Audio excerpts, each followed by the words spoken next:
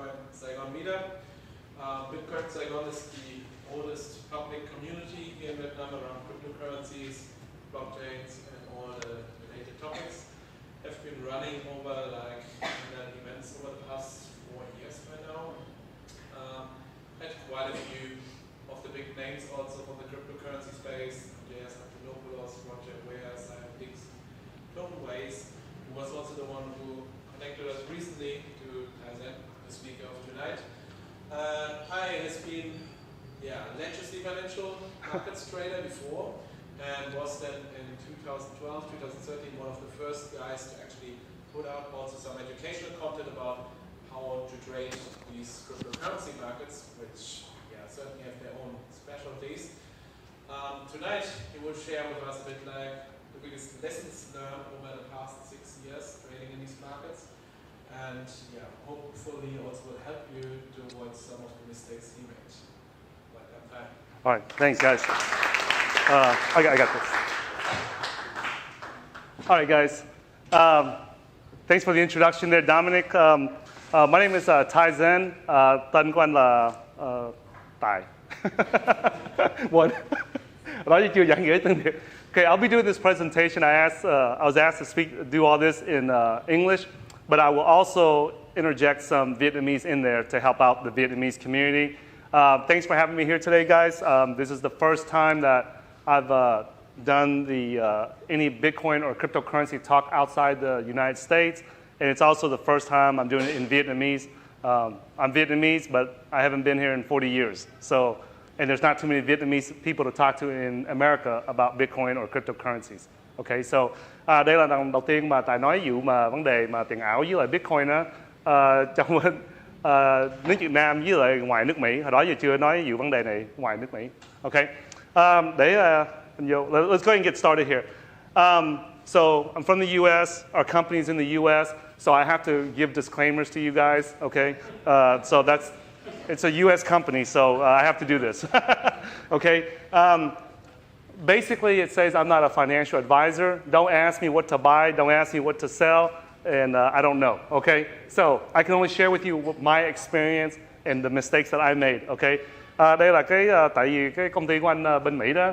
Bởi vì bên Mỹ nó bắt buộc anh cái luật lệ bên Mỹ đó là mỗi lần anh nói vụ tiền ảo hay là Bitcoin đó, anh phải nói cho bà con anh em biết đó, là anh không có nói vụ vấn đề mà anh không có nói khuyên tụi bà con anh em nên mua cái này hay là mua cái nọ được. Cái đó là cái luật của bên Mỹ nó gì đó. Okay. Okay. Who we are and 8 reasons why you should listen to us. Okay. Every time I go to a conference and everything, guys, I'm always wondering who's the guy in front of there and why should I listen to him. Okay. Mỗi lần lúc mà Tài đi cái buổi hội như gì nè, lúc nào Tài cũng hỏi ngồi phía sau đó hỏi cái anh đó ảnh đang nói ảnh là ai mà xong mình lý do mình phải nên nghe lời ảnh hay là mình nên lắng nghe ảnh. Okay. Okay. So reason number one, lý do đầu tiên là we were one of the first and oldest cryptocurrency investing and trading channels on YouTube, on the internet that we know of. Okay. Our lawyers in America told us we can't say that we're the number one, because, even though there was none back then, 6 years ago, okay? So we have to say we're one of the oldest, okay? So we started our first videos many years ago. We got several thousand subscribers following us.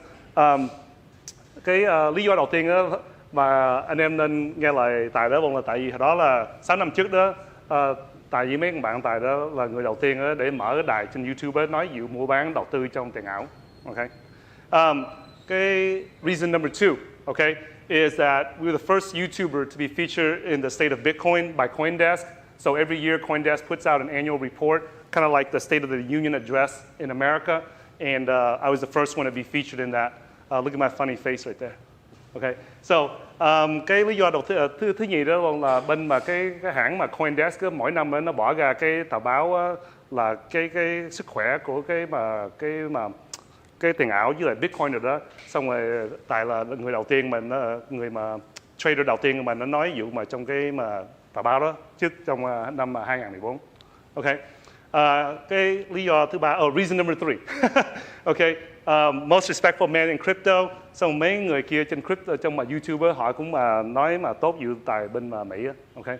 And they said that this you got many of you guys, if you're in crypto, you know who the Bitcoin Meister is, and Omar So they said that I was the most respectful man in crypto. And reason number 4 is people trusted to alert them about scam coins. So we were one of the first channels to explain why, OneCoin was a scam back in May 17, 2016. And it wasn't until 4 months later that the Financial Conduct Authority in Europe announced to everyone to stay away from OneCoin. Okay, so that's why people trust us. Cái lý do thứ tư mà bà con anh em tin tưởng mà cái đài của Tài đó là tại vì mà Tài thường mà cũng mà gặp mấy cái tiền ảo mà nó là cái scam đó, nó giật tiền người ta đó, xong Tài lên trên mạng đó, xong báo cho người ta anh em biết đó, bên Mỹ đó, rồi xong rồi bà con biết đó để nó phụ bà con đừng có bị người ta giật tiền đó. Xong hồi xưa tháng 5 á 2016 đó, Tài bảo rằng cái đừng có chơi cái OneCoin đó, cái đó là cái mà tiền ảo mà nó giật tiền người ta, nó cố tình nó giật tiền người ta đó. Rồi xong cái 5 tháng sau á, cái tụi cảnh sát mà Financial Conduct Authority á, bên mà Europe á, xong nó ra báo nó cho bà con biết là đừng có chơi đừng có phá với cái mà OneCoin. Okay. Reason number 5, I was voted one of the most 100 most influential people in crypto right there, and then one of the 13 most cryptocurrency influencers to follow, right? Mấy cái tờ báo này nó đề rằng Tài là một trong 100 người trên thế giới mà hiểu biết nhiều cái vấn đề mà crypto rồi tiền ảo rồi xong một cái 13 nữa trong 13 người mà nên nghe là vụ mà tiền ảo. Reason number 6, been on multiple TV and radio appearances all over the place in the US talking about Bitcoin and cryptocurrencies. Lý do số 6 là lên TV xong là do nói chuyện vụ Bitcoin với tiền ảo tùm lum mấy chân. Okay. Lý do thứ 7, reason number 7, xong mình lên mấy cái đài mà conference, mấy cái mà ủng hộ bên mà Mỹ đó. Been to a lot of conferences, talked to about Bitcoin cryptocurrencies. This was in 2014. I was talking at the Texas Bitcoin conference. I was telling people about NXT, about a bunch of other cryptocurrencies, and people thought I was nuts back then. Back then, everybody said I was crazy, and today they call us legends. Hồi đó cũng mà năm 2014 nó cũng mà Tài lên vô mấy cái conference đó, xong rồi nói vụ mà tiền ảo, xong rồi lý do mình nên đầu tư trong mấy Bitcoin với tiền ảo đó. Bà con bên Mỹ ai cũng nói là Tài khùng điên gì đó. Xong bây giờ nó kêu mình là người anh hùng. Bên Mỹ nó ngồi gì đó. Reason number 8, this is the most important reason why you want to listen to us, is because we have documented analysis. We have a saying in America that documentation trumps conversation. Okay, so you can say all the things you want, but what's to document what you're doing? So these are the calls that we made, before of what Bitcoin was at. And then if you follow some of our calls, you would have made, let me say that again. There could have been a potential 9 times growth in 1 year on Bitcoin call that we made here. My business partner, LeonFood.com, the Honorable Grandmaster, he's made a ton of good calls and choices on cryptos that's made tremendous. One thing that was very interesting was that during this last year, during the bull market, everybody was going after Ethereum. And we were one of the few channels to say that instead of putting our money in Ethereum, we're going to put it in Ethereum Classic. And it turned out it was 3 times better return. So sometimes some things, you can't just go after the popular ones only, okay? And then there's another one on Monero, the call that I made on Monero right there.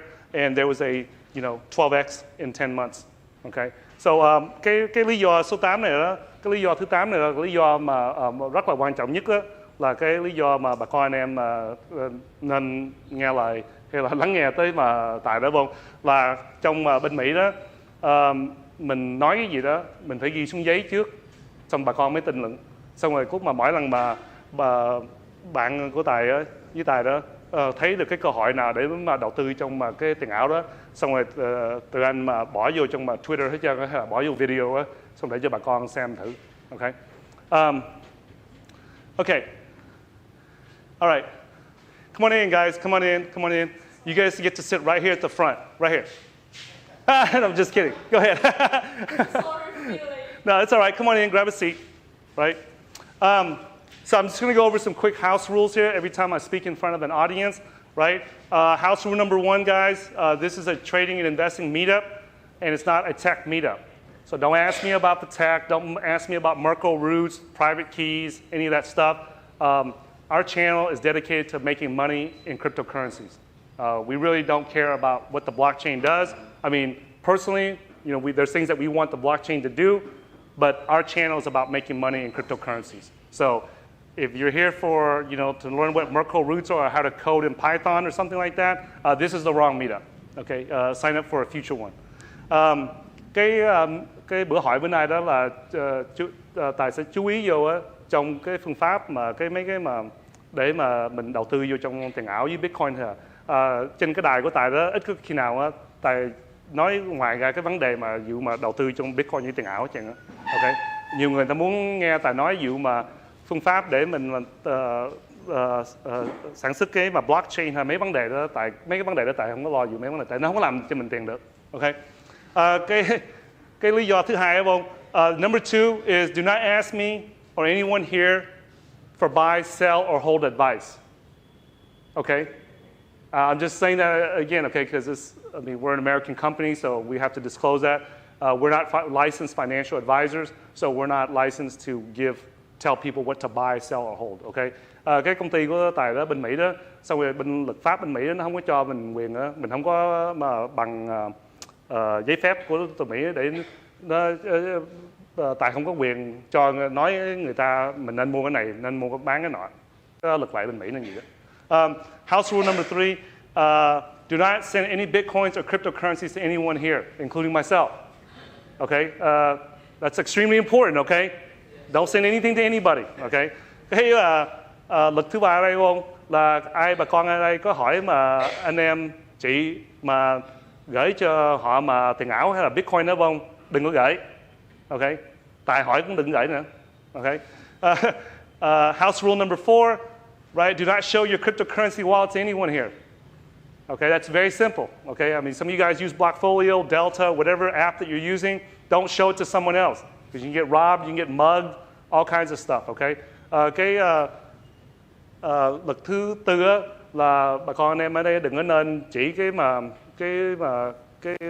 gì đó cái bóp tiếng Việt nữa kìa hả, cái ví cái tài khoản của mình trong mà tiền ảo không, đừng có chỉ với bà con anh em, đừng có chỉ người nào hết trơn á, lỡ người ta cướp mình hay là người ta đập mình xong rồi bóp cổ mình xong rồi bắt mình gửi tiền ảo cho họ. Ok, Tài hỏi cũng đừng gửi nữa. Ok, house rule number 5, do not ask anyone here to help you with any crypto wallet issues. Ok, lỡ có bị trở ngại gì dụ mấy cái mà cái wallet của tụi em đó hay là của tụi anh đó, đừng có mà hỏi bà con ai để phụ chân á. Ok, tại ta phụ là mắc hết trơn luôn đó, cái không giỡn đó nha. Ta thấy cái đó, vấn đề đó nhiều lần bên Mỹ lắm á, bởi đừng có chỉ có ai, đừng có hỏi ai phụ chân á. Ok, alright, okay, before we get started, any questions guys? No, ai có bà con anh em có câu hỏi gì không trước khi mình bắt đầu á? Yes.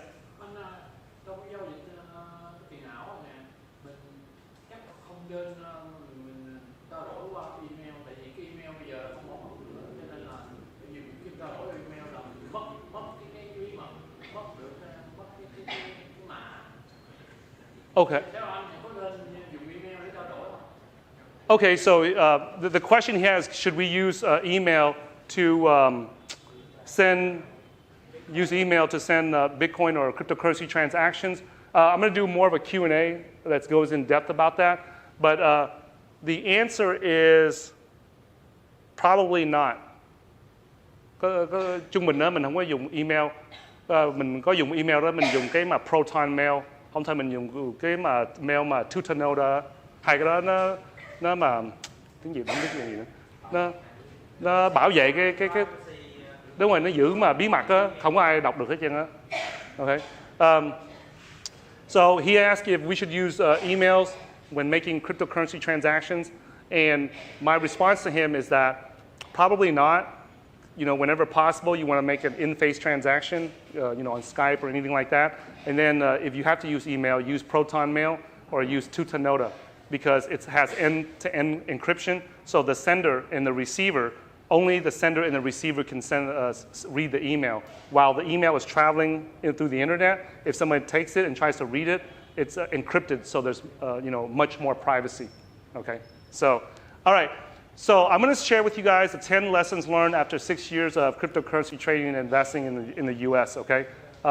Tài sẽ chia sẻ với quý vị anh em dụ mà cái mà 10 cái bài học, 10 cái này mà 10 cái bài học là 10 cái sự thất bại mà mất hết mà nhiều tiền lắm. Okay, để mà chia cho bà con anh em á, để đừng có làm mấy cái sai lầm này mà Tài làm hồi xưa. Okay. Lesson number 1. Okay. Always use a hardware wallet. Always use a hardware wallet. Okay. Bài đầu tiên là lúc nào mình cũng xài cái hardware wallet hết trơn á, không có khi nào mà mình dùng tiền ảo mình không có xài cái hardware wallet. Okay. The number one cause of losses in cryptocurrency that we have seen with clients, with people we know, and everyone is that they just simply lose their cryptocurrencies. That's it. That's the number one reason that people lose money in cryptocurrency investing is that they just lose the coins. And a lot of people that got into Bitcoin in 2011, in 2012, 2013, most of those people, they just lost it because we didn't have hardware wallets back then. Okay? Trung bình cái lý do thứ nhất á, mà nổi tiếng nhất á, cái lý do mà bà con anh em mà mất tiền á, lúc mà đầu tư vô trong tiền ảo đó mà mất tiền đó là tại vì họ mất hết trơn mấy cái coin đó, không phải là tại vì họ mua không đúng giá hay là họ không mua đúng cái loại mà tiền ảo đó, nó chỉ mất hết trơn cái tiền đó là tại vì họ hồi xưa đó lúc mà trong năm 2010, 2011, 2012, 2013, 2014 đó nó không có mấy cái hardware wallet này đó để mình dùng để mình bảo vệ cái tiền ảo của mình. Okay? You okay back there? We need to send somebody to somebody go check. I mean, I don't want somebody dying on my first Bitcoin meetup in Ho Chi Minh City, man. Yes.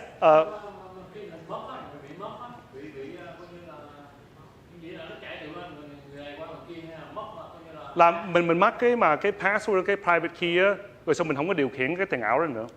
Nhưng mà mất cái tiền nó nằm đâu?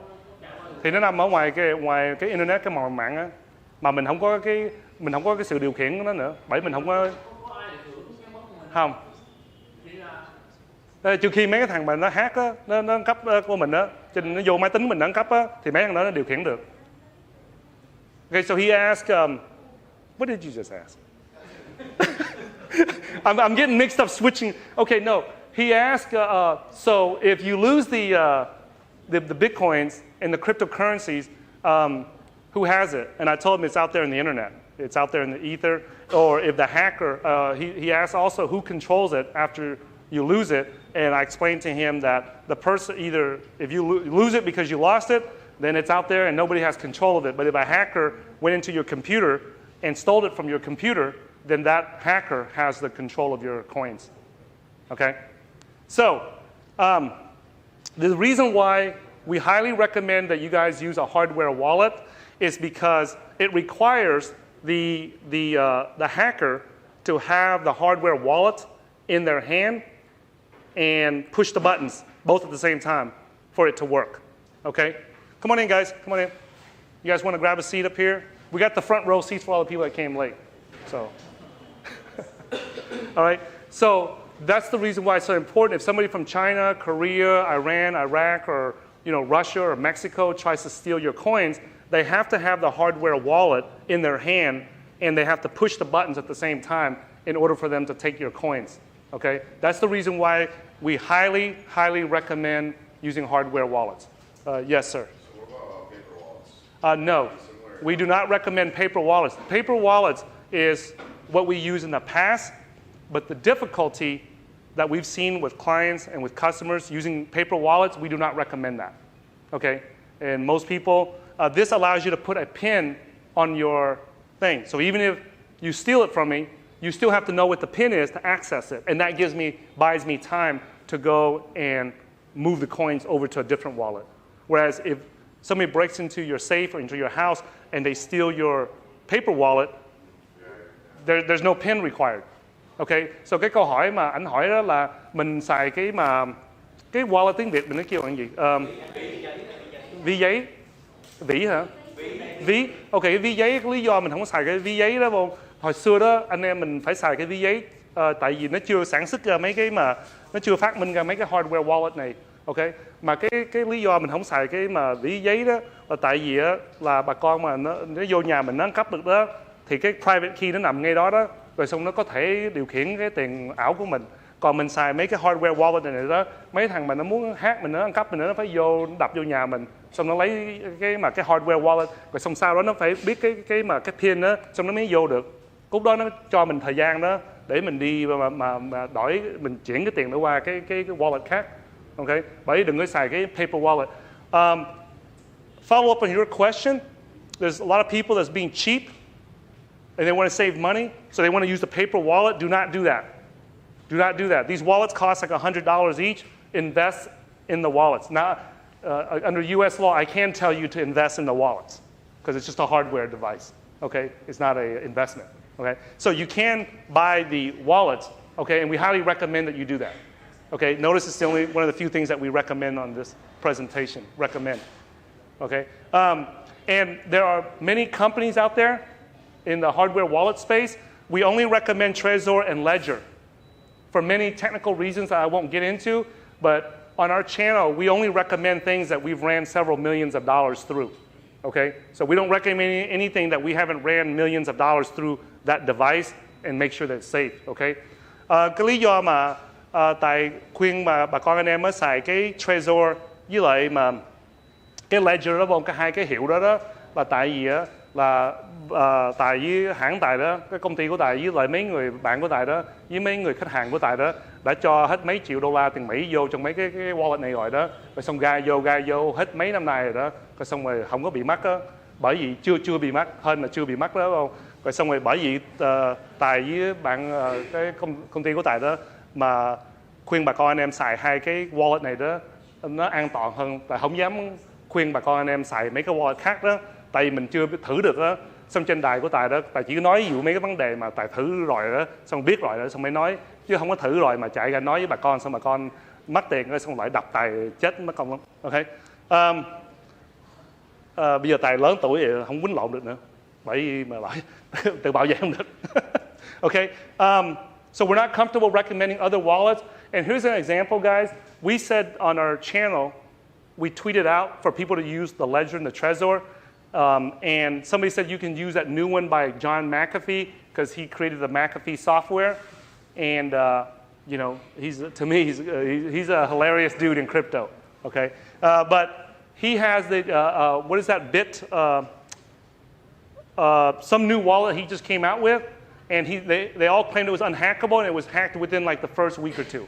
Okay, so that's why we know these wallets have been around for, you know, several years already. So we are much more comfortable recommending these wallets versus any new ones. Even if you come out with a better one that's new, I'm still not going to use it and recommend it. I'm going to let somebody else use it, transfer millions of dollars into it, wait for somebody to hack it, and then if it doesn't get hacked after a few years, then I'll consider using it. Okay, so. Okay, crypto lesson number 2 here, hardware wallet support.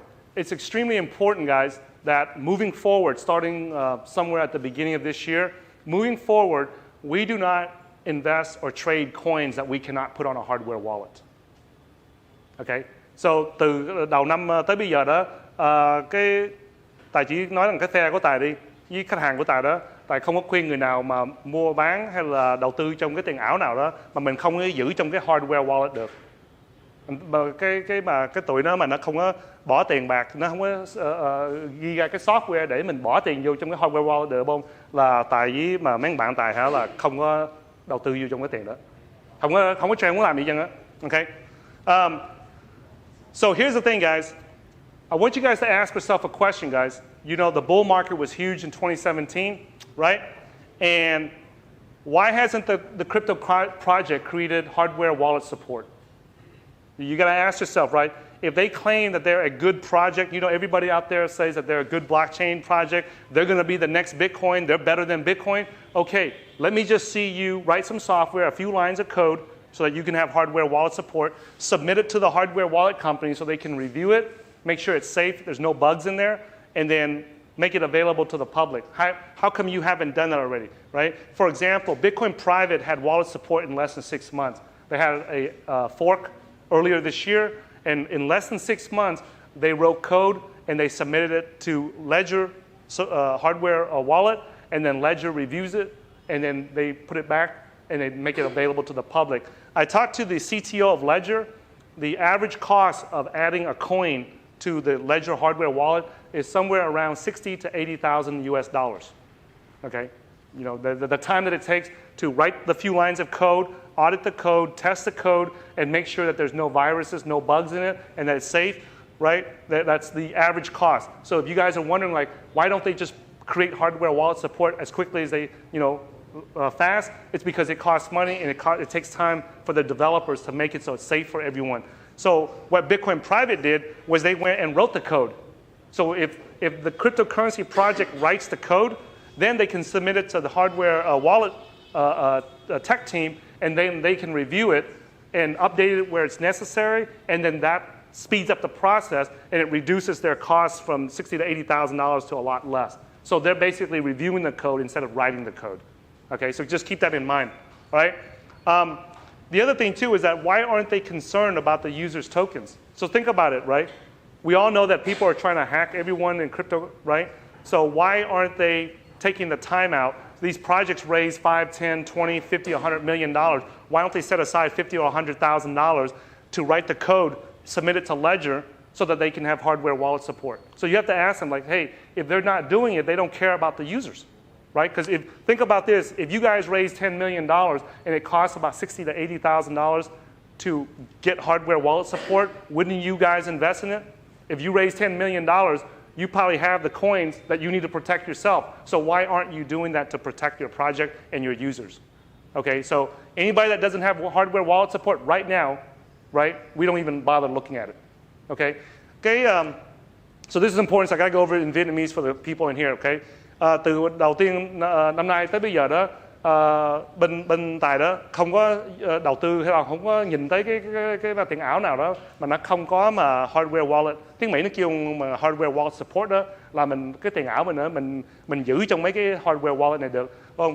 Thí dụ như cái mà Bitcoin Private đó, nó mới ra hồi mà đầu năm đó, trong vòng dưới 6 tháng đó, là tụi nó ghi ra cái software đó, rồi xong tụi nó đưa cho cái hãng Ledger đó để cho tụi nó xét lại đó, để cho không có virus, không có bugs ở trong đó, rồi xong rồi trong vòng mấy tháng hả, là cái mà tụi mà Bitcoin Private đó nó có cái hardware wallet support đó, xong bà con anh em sẽ mà gửi tiền trong xong giữ trong được, ok? Xong rồi cái câu cuối cùng nữa của ông là Tài hỏi rằng ông là why aren't they concerned đó, sao mà cái tụi mà cái phe đó mà nó đang làm cái software đó mà nó không có lo lắng gì cho bà con anh em mà mất tiền nữa. Sao lý do tại sao mà nó lấy được hết 10 triệu hay là 20 triệu, 30 triệu đô la tiền Mỹ đó để nó tạo ra của bà con anh em đó. Lý do sao mà không bỏ ra 60-70 ngàn đó? Tại vì cái số tiền mà để mà cho cái hãng Ledger nó lúc mà Tài nói chuyện với cái thằng CTO của cái hãng Ledger, nó bảo rằng mỗi lần nó gắn cái tiền ảo mới vô trong cái Ledger đó là nó từ 60 tới 80 ngàn đô la tiền Mỹ lần. Rồi xong cái hãng mà nó có mà 10 triệu, 20 triệu, 100 triệu đô la đó, tiền Mỹ đó, sao lý do tại sao nó không bỏ ra 60-70 triệu, 60-70 ngàn để nó ghi ra cái software để cho nó đưa cho hãng nó xem thử rồi nó sạch sẽ không đó, rồi xong rồi nó cho bà con anh em xài. Tại vì bà con phải nghĩ đó là cái hãng mà nó không có lo cho cái người mà dùng cái tiền ảo đó, mình lý do gì mình nên đầu tư vô cái tiền vô cái hãng đó làm gì? Okay, so all right, lesson number 3, guys. Volume and liquidity. Okay, this is extremely important. This, by far, is one of the biggest mistakes that we made. One of the biggest mistakes we made in the last 6 years is that we invested in cryptocurrencies that had no volume and liquidity. So you get into something that's for $5,000, $10,000. You know, there's many people I know that they put $1,000, $5,000, $10,000 into a cryptocurrency, and 2-3 years later, it's over $1 million. I mean, we've seen it. You know, we have several clients that had situations like that, so that's not uncommon, okay? What is uncommon is that when it goes up to $1 million, how do you sell it, okay? Are you here for the Bitcoin meetup? Yeah, just grab a seat, okay? So volume and liquidity is important. Like right now, as of right now, we do not look at any cryptocurrencies that if we want to unload, like let's say $100,000, if we can't just click a few mouses and then get rid of it, we don't even bother with it. Okay? So, một cái sai lầm mà anh với mấy bạn Tài với mấy bạn Tài làm đó không? Hồi xưa đó là tại đầu tư vô mấy cái tiền ảo á, mà nó không có nhiều mua bán mỗi ngày á, tiếng Việt Nam không biết tiếng kêu cái volume liquidity là gì, mà cái số lượng mà nó mua bán mọi ngày đó, mà cái số lượng nó mua bán mọi ngày mà quá thấp đó, cút mà bà con anh em mà bỏ đầu tư vô $1.000 tiền Mỹ hay là $10.000 tiền Mỹ đó vô trong cái tiền ảo đó, rồi xong rồi trong năm 2 năm mà nó lên tới $1 triệu tiền Mỹ đó, mình không có cách nào mình bán được hết á. Trong trên giấy á, tiếng Mỹ nó kêu là paper profits đúng không? Và trên giấy đó cái tiền lời đó thì mình có tới $1 triệu tiền Mỹ lần, mà cút mình ra ngoài đường đó mình muốn bán đó, mình bán không được. Okay. Mình chỉ bán được cỡ $100, $200, $1.000 một lượt một thôi à. Chứ mình bấm cái nút cái máy tính đó, xong mình bán $100.000 cái tiền đó không được. Bởi từ đây đi tới đó, cái gì mà mình bấm cái nút mà cái mouse mà mình không có bán được 100.000 hay là 50.000, mấy vấn đề cái số lượng gì đó không là Tài với mấy bạn Tài không có mà đầu tư vô cái tiền ảo đó. Ok. Tại vì nó có 1.900 gần 2.000 loại tiền ảo ở ngoài. Lý do gì mình bỏ tiền mình vô cái tiền ảo mà mình lời đó, nó lên giá đó mình bán không được. Lý do mình bỏ tiền nhiều giống làm gì. Okay. So there's 2,000 cryptos out there, guys. There is absolutely no reason to put our money into a crypto that has no liquidity. You make $100,000 profit, you make some profit, you go to click a mouse and you can't sell it. There's no reason for that when there's 2,000 cryptocurrencies out there that you can go and put money into any one of the other ones. Okay, so just be aware of that. Với lại cái vấn đề, I'm going to talk about two things here: the slippage and the transaction cost. Okay, slippage in English it just means that this is the price that the sellers want to sell it for, and this is the price that the buyers want to buy it for. The sellers want to sell it for $100, but the buyers only want to buy it for $90. So the difference between the $90 and the $100, that $10 difference is what we call slippage.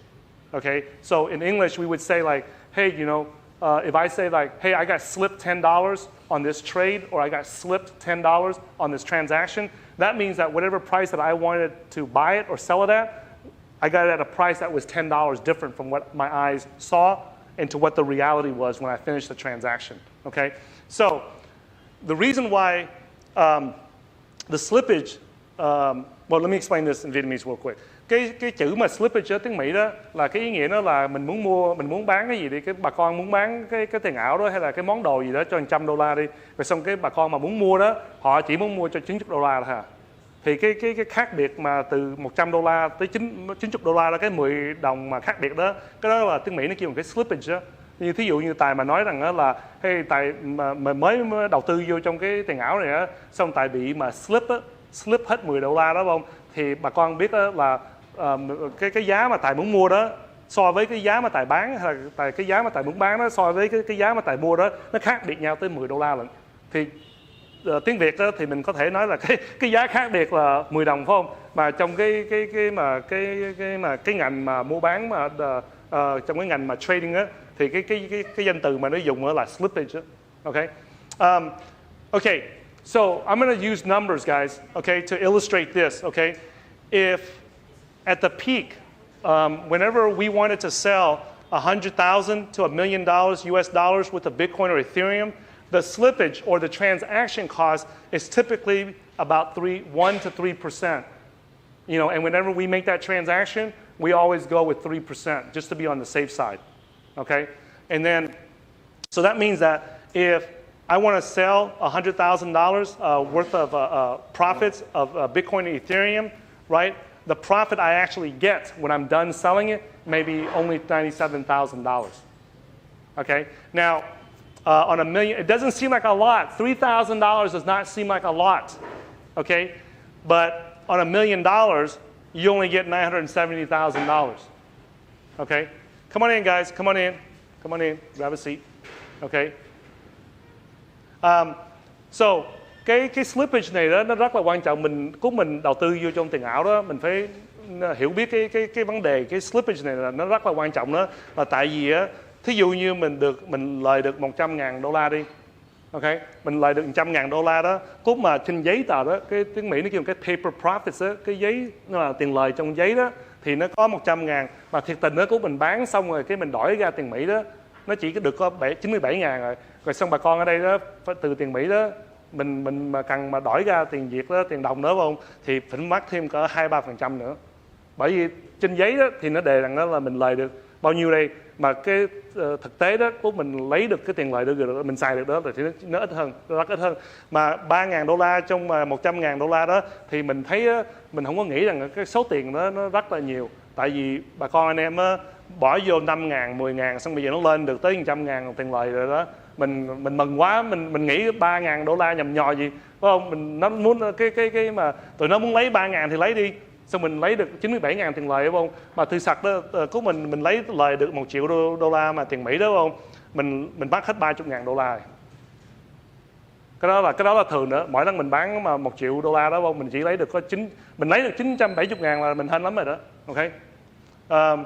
Okay. So here's another. Now this is on something that's popular. Cái này là cho mấy cái mà tiền ảo mà nổi tiếng như Bitcoin với Ethereum. So that's like a 1 to 3% slippage on something that's popular like that. But on something that's an altcoin, right? Like Neo, let's say for example Neo and Decred, the transaction cost could be 5 to 25%. Now I know Decred is about 20%. Okay? So that means that if you have 100,000 profit, you're only going to walk away with about 75,000. Okay? So there's trading techniques where you can improve that so that it reduces it and that's how I can tell. Like when I talk to a trader, I can ask a few questions and tell if the trader's bullshitting or not, or if he's a real trader. Because if he's a real trader, he's going to reduce that transaction cost, because that's something that's constantly on his mind. Like, hey man, how do I reduce this from 25% down? Because that can be an extra $20,000, $30,000 of profit for him. Okay. Now on $1 million, you lose about $250,000 profit on coins like Neo and Decred when you need to sell or unload $1 million worth at a time. Okay. So cái này rất là quan trọng đó. Ngoài mấy cái tiền mà ảo mà nó không có nổi tiếng đó, giống như Bitcoin với Ethereum đó, mấy cái tiền ảo như Neo hay là Decred đi, mình thí dụ như mấy cái tiền ảo đó đi, trung bình đó, cái tiền mà slippage hay là cái transaction cost của mình đó, nó từ 5% tới 25% nữa. Bởi trên giấy đó mình lời được hết $100,000, mà cái sự thật đó lúc mà mình bán xong hết trơn, mình đổi ra tiền Mỹ đó, ok, mình chỉ nhận được có 75.000 thôi. Bởi nhiều khi bà con anh em á, mà lần đầu tiên mà họ làm đó, hỏi ủa sao trên giấy nó đề là mình lời được 100.000 mà cũng mình bán ra được xong rồi đó, lời mình chỉ có 75.000 thôi. Rồi xong rồi trong $1 triệu mà tiền Mỹ đó, mình bán cái này á, hết 1 triệu phải không? Mình lấy được chỉ có 750.000 thôi. Mình không có lấy được hết trơn 1 triệu được. Xong một cái vấn đề, một cái lý do mà lúc mà Tài nói chuyện với cái người trader khác đó, Tài biết là họ là mình nói giỏi hay là không đó, là Tài hỏi nó coi cái slippage nó bao nhiêu. Cúc mà nó bán 100.000 á, thì hỏi 1-2 câu là mình biết là nó xạo mình hay là nó nói dốc mình hay là nói thiệt mình là tại vì trong vòng đó Tài hỏi nó, ê Cúc mày bán mày lấy lời mà mày bán $100,000 tiền Neo đi, cái tiền ảo Neo đó, cái slippage nó mày bao nhiêu. Mà nó mà không biết á thì trung bình á, một là nó chỉ mà nó khờ nó không biết á, hay là hai nó xạo mình. Ok. Còn nhất là mình hỏi nó, Cúc mày bán $1 triệu tiền Mỹ đó, mày lấy được bao nhiêu? Anh lấy được bao nhiêu, chị lấy được bao nhiêu, em lấy được bao nhiêu, đúng không? Mà nó nói rằng thì mình lời 1 triệu thì mình bán mình lời được 1 triệu. Mấy đó là mấy nói dốc đó. Tại cái sự thật đó, của mình bán 1 triệu đó lấy được chỉ có 750.000 đó, cho mấy đứa mà mấy người mà không biết mà trade đó, đúng không? Cái đó là rất là tốt rồi đó. Còn mấy người ta trade đó thì nó lên cao một chút xíu, mà nó cao được một chút xíu. Okay. Somebody had a question over here. Yeah, what's up, Coy? Cái phí đó là Binance hay là anh Tài mang về tài khoản của Tài? Không. Mang về cái account, bank account ở bên Mỹ nó bị mất cái phí đó. Cái này hả?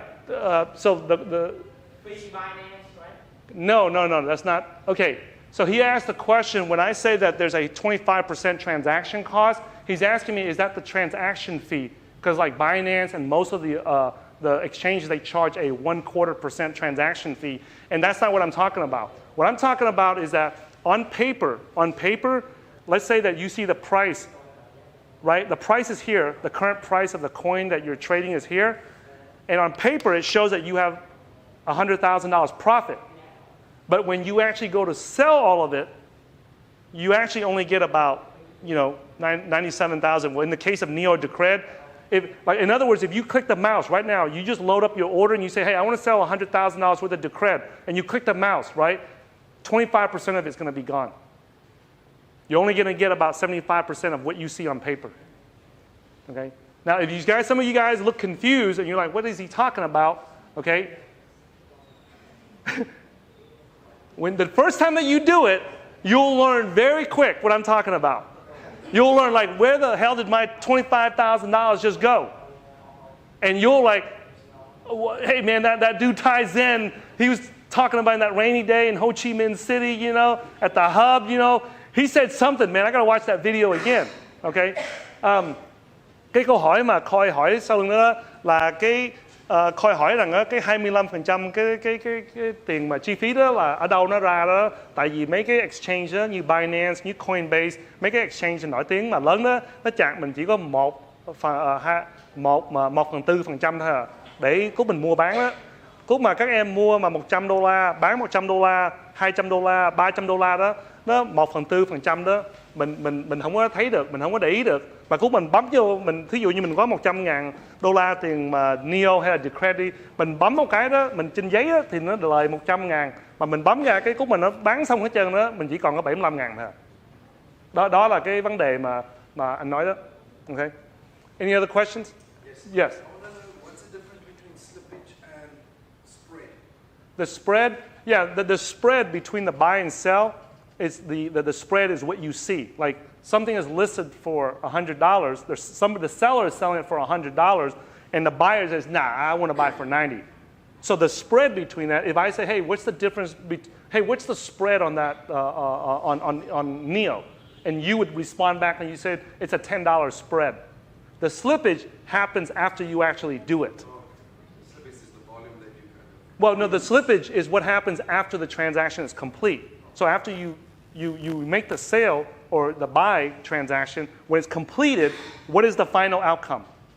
So most people, they see the profits on paper, but they've actually never sold it, so they don't realize that that's what happens when you actually click the mouse and sell it. Okay? So, all right.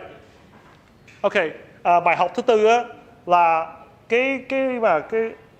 the fourth lesson here, guys, is that the coins that we look at now, we don't want a cancerous coin. The community, like the coin, like if you go into like Dogecoin, everybody's joking around, having fun about it. Nobody's, calling you crazy. You're a nutcase. You're a shitcoin pumper. They don't call none of that, right? It's a very friendly community, and that's why Dogecoin has been successful, even though everyone knows it's a joke, right? I know nobody takes Dogecoin seriously, but because it's friendly and non-cancerous, it's not cancerous, right?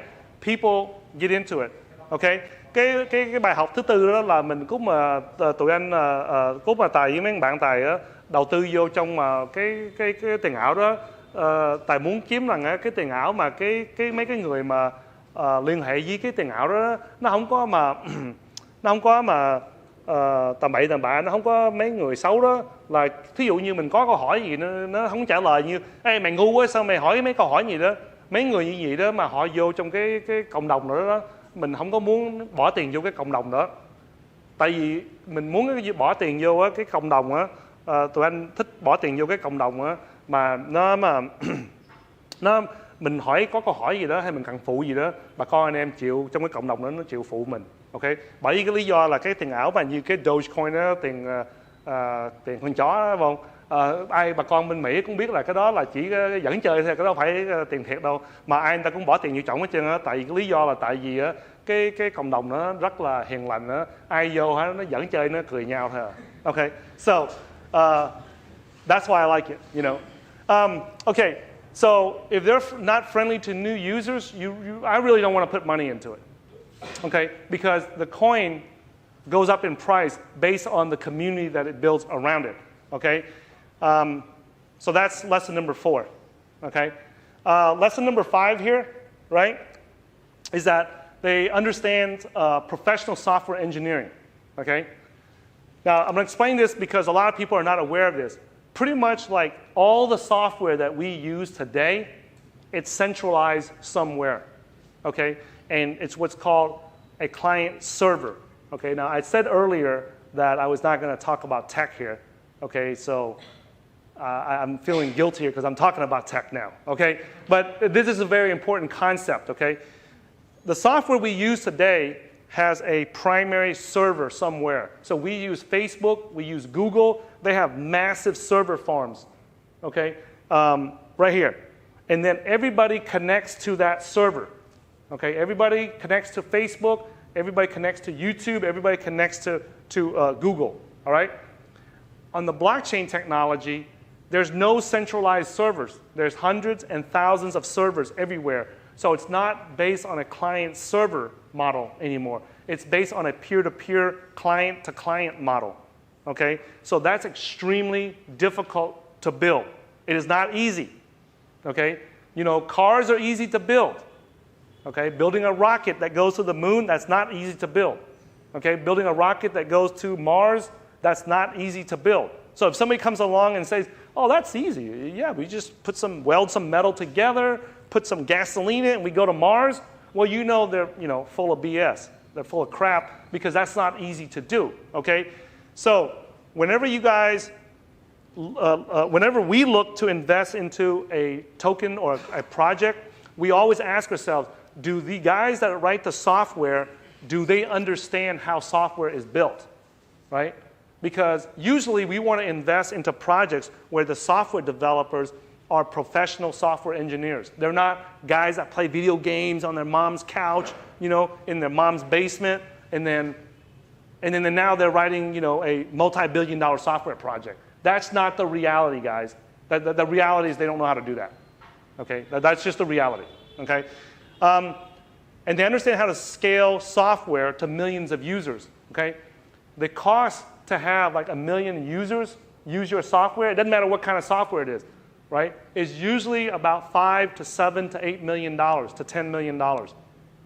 To construct software for 1 million people to use, the average cost is between like $5 to $8 million to get it to where 1 million people can use your software. Okay? Do they understand how to do that? Do they understand how to put, link up all the server farms from around the world? How these clients connect together and send information to each other, okay? Most people don't understand that, okay? Most people, they might be a front-end developer. They might write software for the front end. They might write it for the back end and stuff like that, but they don't understand how the big picture works, okay? It's like building this building right here. Somebody might be really good at the plumbing. Somebody might be good with the electrical. Somebody might be very good with the concrete. But they don't know what the whole building is supposed to look like when it's done. So whenever we invest into a project, we always ask ourselves, does that software team know how to scale the software so that millions of people can use it? Okay? So, cái mà bài học thứ 5 này đó, là hồi đó mà Tài với mấy bạn Tài đó đầu tư vô mấy cái mà tiền ảo đó, mà mấy thằng nhóc mà nó đang ghi cái software cho cái tiền ảo đó đó, nó chơi video game tối ngày, rồi xong nó ở với mà nhà lầu của ba má nó bên Mỹ đó, đúng không? Rồi xong nó tự động nó nghe vụ tiền ảo, xong bây giờ nó nhảy ra, thằng nào nó cũng muốn ghi mà software để tạo ra cái tiền ảo này hết trơn đó. Tại vì bà con ai cũng đưa tiền cho nó hết trơn đó. Trung bình đó mấy thằng nhóc gì đó nó không có biết mà tạo ra, mà sản xuất ra cái mà software làm sao.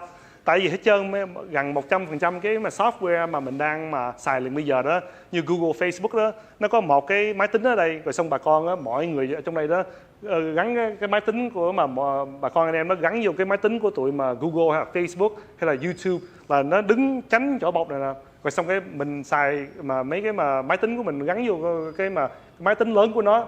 Còn mà lúc mình vô trong cái tiền ảo đó, nó không có một cái máy tính lớn mà nó đứng tránh một chỗ một đó.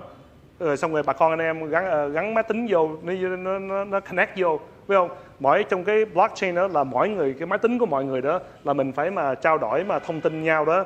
Cái đó rất là khó để sản xuất.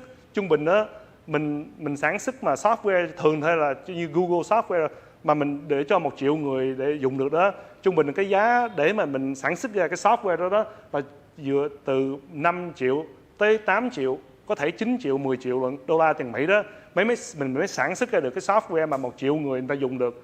Còn lúc mà bà con mà thấy mà người nào, mấy thằng mà nhóc này mà nó nói rằng trong vòng 1-2 năm hay là trong vòng 2-3 triệu xong mình sản xuất ra cái software được mà 1 triệu người dùng được đó, cái đó không phải là sự thật. Không có cách nào mà nó làm được cái vấn đề đó hết trơn á. Tại vì mấy tụi mà professional ở bên Mỹ đó, mỗi cái software mà làm được 1 triệu người xài đó tốn nhiều tiền lắm đó. Okay, lesson number 6 here. They recognize the importance of marketing, guys, right?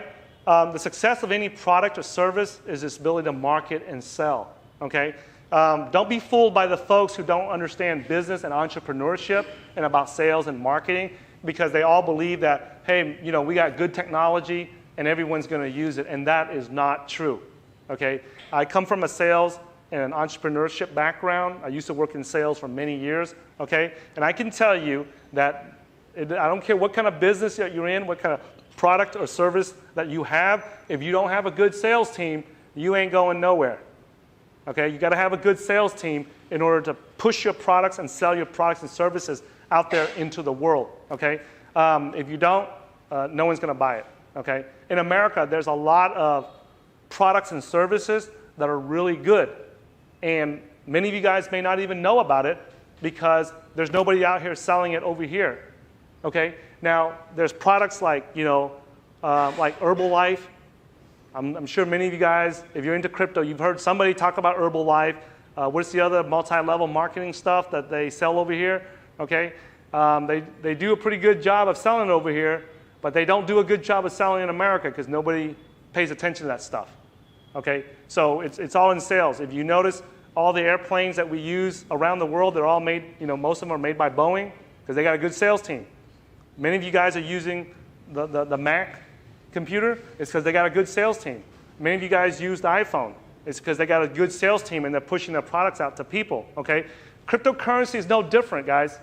Some people like to think that, oh, this is going to change the world. The blockchain is an innovation, everything. Yeah, it's great, but you still need a good sales team to sell it and market it to the rest of the world so they'll use it, okay?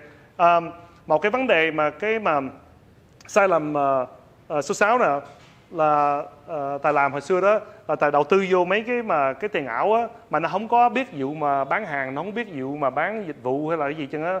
Mấy thằng nhóc nó quýnh video game tối ngày xong nó ra cái nó tạo ra cái software đó, rồi xong cái 2 năm sau không có bà con, không có ai xài hết trơn á, xong rồi mấy thằng nhóc nó chỉ cứ nói tối ngày là cái mà gì đó, cái nghệ thuật hay là cái technology của cái mà software này nó rất là tốt á, nó sẽ thay đổi thế giới hết trơn, nó thay đổi nước Việt Nam, nước Mỹ, nước này nước nọ đó, rồi xong bà con sẽ nhảy vô dùng nè. Cái đó là nó không có hiểu biết vụ làm ăn. Trong cái vấn đề làm ăn á, mình có cái dịch vụ hay là cái sản phẩm gì mà mình muốn bà con xài đó, là mình phải có mấy người giỏi ra đứng ra để bán hàng á, sẽ để bán ra cho ngoài đời đó để cho bà con anh em ta xài, ok? Bởi vì mà nó mà không có dùng được, như thí dụ như cái mà software này, mình nói thí dụ như cái software mà của Windows đi, cái đó đâu có giỏi đâu. You know, Windows is not the best operating system software out there, but everyone uses Windows, right? Why? Because they got a good, strong sales and marketing team to push it out on everybody, and that's why we use Windows today, right? There's a bunch of other, you know, operating systems, you know, Linux-based operating systems that don't crash, they're faster and things like that. They don't suck up a lot of electricity, but are we using it? No, because they have a poor sales team, okay? So always remember that, guys. So I want to mention, okay, I was not paid by Bitcoin Cash or anything to say this, but between Bitcoin Cash and Bitcoin Core, who has the stronger marketing and sales team? Yes, it's Bitcoin Cash. Okay. So that's why last year in 2017, right, when Bitcoin Cash first came out, our team recognized that they had a stronger marketing and push into the public. Whereas the Bitcoin Core guys would just say, hey, you know, we're good. Look at our technology here. Look at this. Look at that. Right? And so we moved all our money into Bitcoin Cash when it was still only around $400. And then we started selling it as it was going up. Okay? So just keep that in mind, guys. And like I said, we don't favor any cryptocurrencies. There's 2,000 cryptocurrencies out there. We don't have a bias or we don't discriminate against any of them.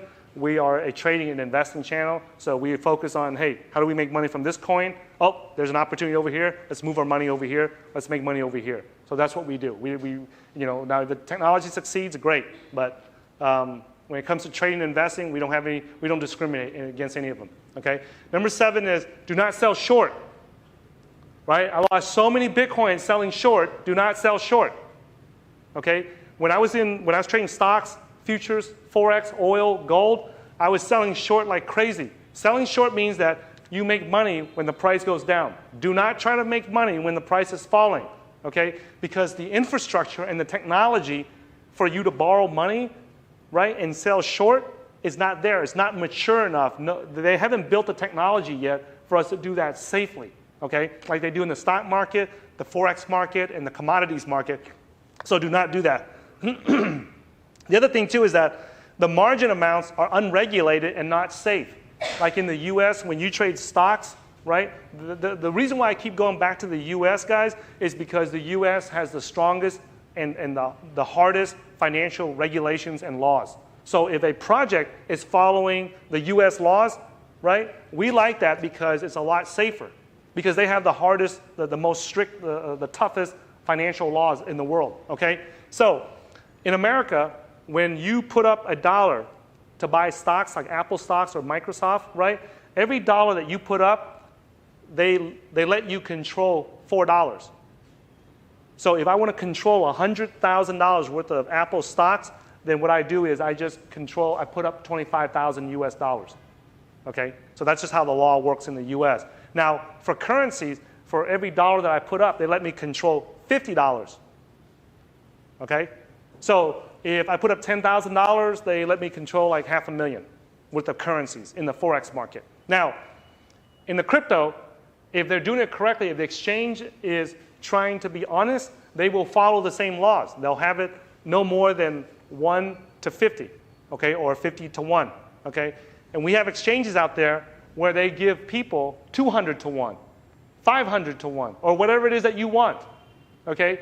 Those exchanges, I don't recommend them. If the exchange is doing that, that means that they know that that's dangerous for the customer, but they still let the customer do it. That's like saying that you know that you don't take a gun and put it in a baby's hands. If you know that's dangerous, why are you still doing that? That means that they don't care, okay? So we don't recommend selling short, okay? Okay, so here's the thing. Tài không có khuyên rằng bà con anh em nên bán short cái tiền ảo nào hết trơn á.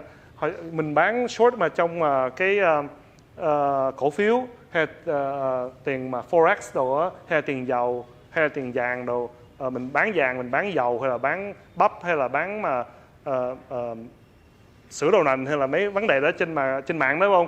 Mấy cái đó mình bán short được, tại vì cái kỹ thuật của nó, cái technology của nó rất là tốt. Nó rất là sẵn sàng cho bà con bán short. Ok, bán short đó là mình làm lời á, cút mà cái sản phẩm đó nó xuống giá. Thí dụ như mình cái giá mình bán của mà cái mà dầu hay là gì đi mà $100 phải không? Mà nó xuống tới $50 đó, xong cái khác biệt đó là $50 đó, cái lời mà mình làm đó là mình cố tình mình đầu tư vô cái sản phẩm đó hay là cái tiền ảo đó để cho cái giá nó hạ xuống đó, và xong mình lấy lời cái khác biệt đó trong cái giá đó. Ok, tại không có khuyên ai làm cái vấn đề hết trơn á, tại vì trong cái mà tiền ảo đó, cái kỹ thuật mà để nó làm cái vấn đề để mình làm cái mà mình bán short đó không, nó không có đó chính xác giống như bên cái mà cổ phiếu hay là bên forex hay là bên mua bán dầu vàng đồ mấy cái vấn đề đó. Ok. The reason why is because you have to borrow bitcoins over here to sell short whatever cryptocurrency you're selling. You guys realize that? Like, let's say if you want to sell short Ethereum, you have to borrow bitcoins over here, and then you go and you buy the ethers, and then you sell it. That's how you sell short, okay? On most exchanges. Some exchanges, they have some fancy footwork that they do, but basically you're borrowing bitcoins from someone, right? And then you're selling it. Now, what happens if the price of Ether goes down? You make money, right? And then you make that money, and then you buy the Bitcoins and you pay it back to the broker. But what happens if the price of Bitcoin goes up while you're borrowing it? Okay? What happens? Yeah, if you borrow the Bitcoins at 10,000, and then when it's time for you to pay it back, the Bitcoins are worth 15,000, what do you have to do? You have to pay the extra 5,000 for each Bitcoin, all right? Okay, don't make that mistake because I lost 38 Bitcoins doing that. Okay, so don't make that mistake. Okay. Lúc mà mình mua mà mình bán short mà Bitcoin, thí dụ như mình muốn bán short Ethereum đi ha, mình phải đi mượn cái tiền Bitcoin của tụi broker đó, rồi xong mình lấy cái tiền Bitcoin đó mình chạy ra mình mua cái Ether, rồi xong mình bán cái Ether ở ngoài market đó, rồi xong rồi thí dụ như cái giá cả của Ether nó xuống giá đi thì mình làm lời của cái Ether bên đây, mà cái tiền Bitcoin nó đang lên giá, thí dụ như mình mượn cút mà nó 10.000 đi, xong bây giờ nó lên tới 15.000 đó, cút mình đến chết mình là tại vì mình lời bên đây đó không chút xíu như nè, mà mình lỗ bên đây tại vì cái giá của cái tiền mà mình mượn đó nó đã lên giá tới 15.000, xong mình lỗ cái 5.000 đó bên đây, mình lời được mỗi một số cái mình lời được 1.000 bên đây mà mình lỗ bên đây hết 5.000. Xong rồi cái này Tài không có quyền, đừng có làm bán short. Nghe nhiều người mà trên mạng đó họ nói là ê giờ nào tôi đang bán short này rồi xong bán short nọ xong lời trong vòng 50 phút mà lời đó không, mà cũng mà nó lỗ hả, nó lỗ chết mình luôn đó. Tại kỳ rồi mà mấy năm trước đó Tài lỗ hết 38 cái mà Bitcoin đó không, là làm cái đầu quỷ nữa nè. Tại hồi đó Tài quen có kinh nghiệm mua bán short trong cái mà cổ phiếu á, với lại mà forex, với lại mà bán dầu rồi đó, với bán vàng đó trên mạng đó. Rồi xong cái Tài nghĩ rằng ta đây mình biết bán cái ba đầu quỷ này cái dễ chứ có gì đâu, nhảy vô hả nó đợp một cái hết 38 cái mà Bitcoin chết muốn chết luôn vậy đó. Bởi đừng có làm cái đầu quỷ này. Okay. Guys, this is also from arrogance right here, guys. Because I used to sell short in forex. I mean, thousands of short trades in the forex market. And when I got into the crypto market, you know, I was getting real cocky and real arrogant. I thought I knew what I was doing and everything. Bam! There goes 38 Bitcoins. Okay? So don't sell short. Okay? I sold short at a bad time when Bitcoin prices were running up. And I did not realize that. Okay? Okay, lesson number 8 here. Avoid short-term trading. Okay, short-term trading is anything, I consider short-term anything where you buy and sell it in the same day, or buy and sell it like the next day, like within a 24, 48, you know, just really short time, right? If you're here at this conference or this meetup, it's a good sign you should not be day trading. Because if you knew how to do it, you wouldn't be here. I promise you that. If you knew how to trade, you wouldn't be here. Everybody agree? Like, you won't ever see me at an English-speaking conference. Why? Because I already know how to speak English. Now, you'll see me at a Vietnamese-speaking conference, but I don't know how to speak Vietnamese correctly, right? So, but people that know how to trade, they should be day trading. The people that don't know how to trade, just buy it, right, and wait for it to go up. Okay, don't sit there and try to come in and out of the market, because the transaction fees and the taxes will kill you. Especially if you guys are from the EU or from the US or from Australia, any of the Western countries, they charge the hell out of you for short-term capital gains tax. So I would not recommend that. Okay, if you don't have experience day trading stocks, futures, forex, commodities, you should not be day trading crypto. Okay. Long-term trend trading has more room for error. If you look at the long-term on daily charts and weekly charts, you can be a beginner and make a lot of mistakes. You can make a lot of stupid mistakes and still be profitable if you are looking to trade the trend. You know, the trend on cryptocurrencies is going up. Right now, we're in a temporarily bear market, but the overall long-term trend is up. If we just be patient, right, and wait for that, you'll do a lot better. The trend is your friend, guys. Okay? Mình Tài không có khuyên á, là bà con anh em mà không có biết mà day trade mà cổ phiếu với lại forex á, đừng có nhảy ra xong rồi vô trong cái Bitcoin á hay là tiền ảo đó xong bắt đầu mà day trade. Cái đó là không phải là cái khu vực mà mình nên tập luyện cái day trade. Mình muốn tập luyện mấy cái vấn đề đó, mình nên học trong mà cái mà stock không là cái forex á, để cho mình có kinh nghiệm rồi đó, xong mình mới nhảy ra đây làm mình mua bán day trade cái vấn đề này. Trung bình á, Tài khuyên á là bà con anh em á nên mà trend trade đó là mình đầu tư vô cái tiền ảo đó, rồi xong mình chờ vài tháng, mình chờ vài năm đó cho nó lên giá đó, rồi xong cái mình bán lại cái mình lấy cái tiền lời đó. Ok.